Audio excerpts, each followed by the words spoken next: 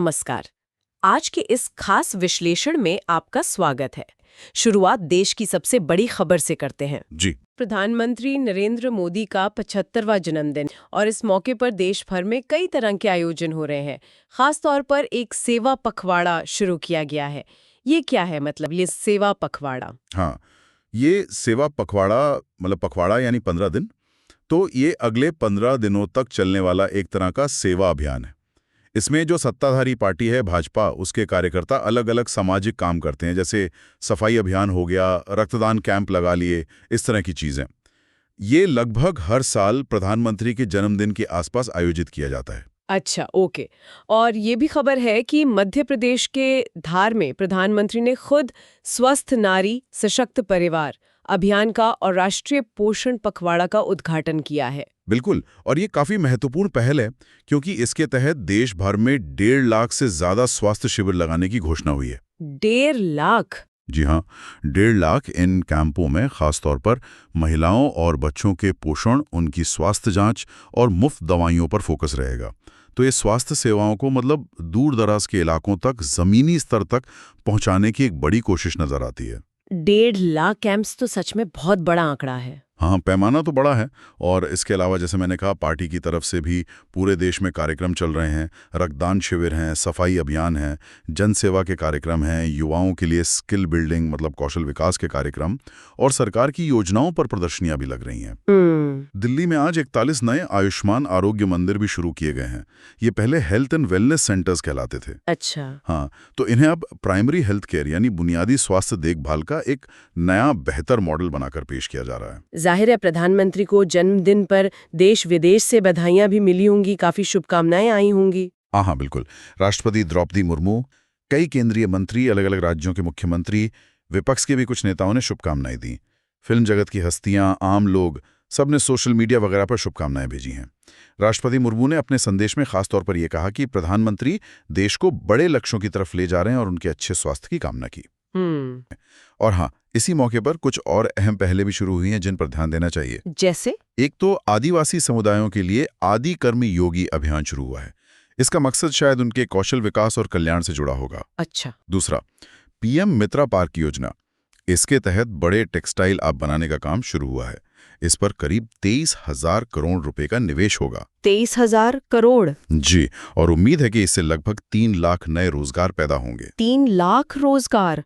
ये तो बहुत बड़ी बात है। बिल्कुल। तीसरा, करीब 10 लाख महिलाओं को प्रधानमंत्री मातृ वंदना योजना के तहत पैसा सीधे उनके बैंक खातों में भेजा गया है। ये गर्भवती महिलाओं और स्तनपान कराने वाली माताओं के लिए योजना है। और चौथा, एक सुमन सखी नाम का चैटबॉट लॉन्च किया गया है। ये AI पर आधारित है और महिलाओं को गर्भावस्था और बच्चे के स्वास्थ्य से जुड़ी जानकारी और सलाह देगा। ये पीएम मित्रा पार्क वाली बात थोड़ी और समझने वाली है। 23,000 करोड़ का निवेश, 3 लाख नौकरियां।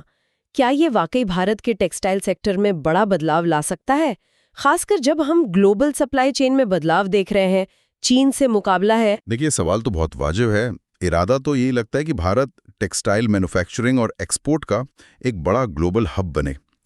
इन पार्कों का कॉन्सेप्ट यह है कि एक ही जगह पर मतलब कताई से लेकर कपड़ा बनाने और फिर तैयार गारमेंट तक की सारी सुविधाएं हों। इससे लागत कम होगी, काम तेजी से होगा। अच्छा, मतलब प्लग इन प्ले जैसा कुछ? हाँ, कुछ वैसा ही। और ग्लोबल सप्लाई चेन में जो बदलाव आ रहे हैं उसमें भारत के लिए अवसर तो हैं, लेकिन चुनौतियां भी कम नहीं हैं। बड़ा इंफ्रास्ट्रक्चर खड़ा करना, कुशल कारीगर तैयार करना और फिर अंतर्राष्ट्रीय बाजार में अपनी जगह बनाना, ये सब आसान नहीं होगा। 3 लाख नौकरियों का लक्ष्य महत्वाकांक्षी है। इसकी कामयाबी तो जमीन पर इन पार्कों के बनने और फिर उनके सही से चलने पर ही निर्भर करेगी। ये निश्चित रूप से एक बड़ा दांव है। बिल्कुल। तो इस पर नजर रखनी होगी कि ये योजनाएं जमीन पर कितना असर दिखाती हैं। अच्छा, एक तरफ तो देश में ये सब योजनाएं और उत्सव है, लेकिन दूसरी तरफ जैसा हमने शुरू में कहा, देश के कुछ हिस्सों में हालात मुश्किल भी हैं। उत्तराखंड से काफी चिंताजनक खबरें आ रही हैं। हाँ, उत्तराखंड में इस वक्त भारी बारिश और बाढ़ ने काफी असर डाला है। देहरादून, चमोली, पौड़ी गढ़वाल, कई जिलों में स्थिति गंभीर बताई जा रही है। नदियां उफान पर हैं, कई जगह भूस्खलन की भी खबरें हैं और इसी वजह से एहतियात के तौर पर कई जिलों में स्कूलों और आंगनबाड़ी केंद्रों को बंद रखना पड़ा है। प्रशासन क्या कर रहा है? क्या कदम उठाए जा रहे हैं? प्रशासन ने अलर्ट तो जारी किया ही है। लोगों से लगातार अपील की जा रही है कि वो सतर्क रहें, नदी नालों के पास बिल्कुल ना जाएं और अगर जरूरत महसूस हो तो सुरक्षित जगहों पर चले जाएं। जो इलाके ज्यादा खतरे वाले माने जा रहे हैं वहां एनडीआरएफ और एसडीआरएफ मतलब राष्ट्रीय और राज्य आपदा मोचन बल की टीमें तैनात की गई हैं। ताकि जरूरत पड़ने पर तुरंत मदद पहुंचाई जा सके। बिल्कुल, राहत और बचाव का काम फौरन शुरू हो सके। मौसम की मार के अलावा कुछ प्रशासनिक और कानूनी खबरें भी हैं आज। जी हाँ, कुछ अपडेट्स हैं। एक तो दिल्ली की एक अदालत ने नेशनल हेराल्ड मामले में अगली सुनवाई की तारीख 26 सितंबर तय की है। ये मामला तो काफी समय से चल रहा है और इसमें कांग्रेस पार्टी के कुछ वरिष्ठ नेता आरोपी हैं। और खेती किसानी के लिहाज से क्या चल रहा है देश में? कृषि मंत्रालय ने आने वाले रबी सीजन के लिए फसल उत्पादन का लक्ष्य तय कर दिया है, 362.5 मिलियन टन।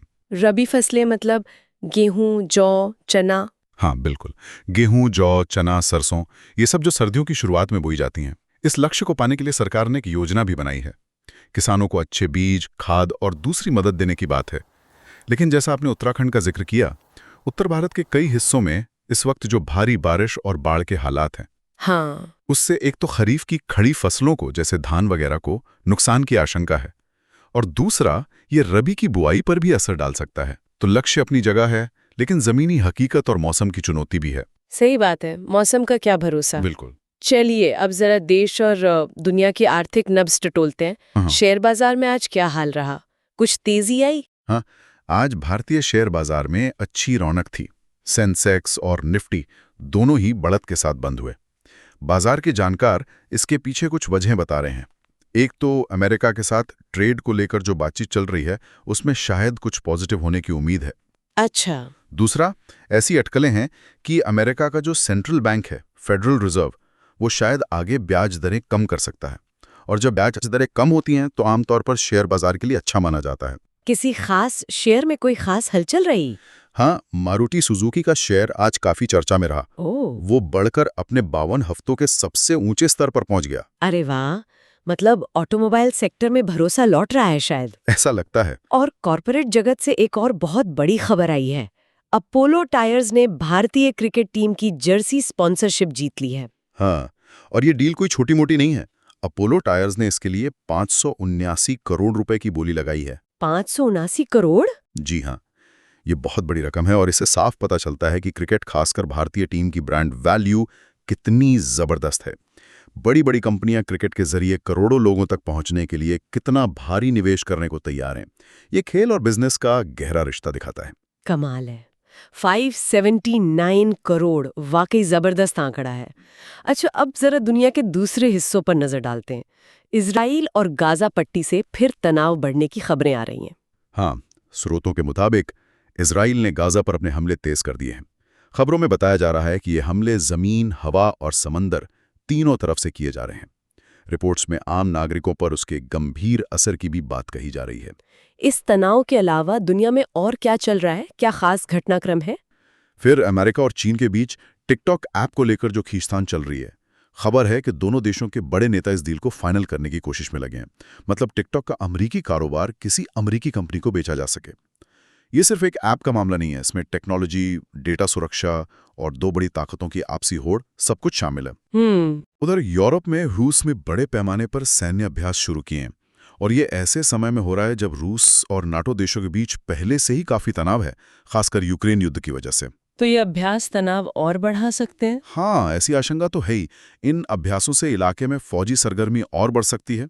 और आखिर में एक खबर करेंसी बाजार से है।